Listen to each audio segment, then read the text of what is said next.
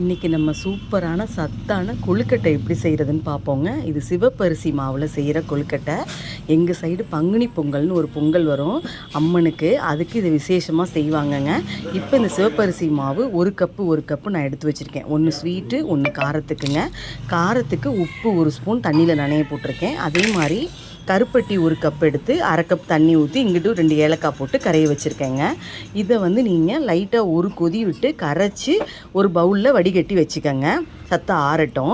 இப்போ 1 ஸ்பூன் பாசிப்பருப்பு, 1/2 ஸ்பூன் ஜீனி, 1 ஸ்பூன் தேங்காய் பூ, உப்பு கரைச்ச தண்ணியை ஊற்றி இந்த மாதிரி கொழுக்கட்டை பிடிக்கிற அளவுக்கு ஒரு மாவை பிணைஞ்சி வச்சுருங்க. கொழுக்கட்டையை பிடிச்சி பார்த்தீங்கன்னா தெரியும். கையில் நெய் தொட்டுக்கிட்டு உருண்டையாவோ இல்லை இந்த ஷேப்லேயோ உங்களுக்கு வேணுங்கிற மாதிரி பிடிச்சி வச்சுக்கோங்க. இதை ஆவியில் 15 நிமிஷம் வச்சு எடுத்திங்கன்னா அருமையான உப்பு கொழுக்கட்டை ரெடி ஆகிடுச்சு. அடுத்து கருப்பட்டி கொழுக்கட்டைக்கு நம்ம கருப்பட்டி பாகு காய்ச்சி வச்சுருக்கோம்ல, அந்த ஆறுனதுலேருந்து தேவையான அளவு ஊற்றிட்டு பாசிப்பருப்பு தேங்காய் பூ போட்டு இந்த மாதிரி ரொம்ப தண்ணியாக போயிடாமல் கொஞ்சம் கெட்டியாக வச்சுட்டே பிடிங்க. ஏன்னா கை சூடு படப்பட பாகு இலக்கம் கொடுக்கும்.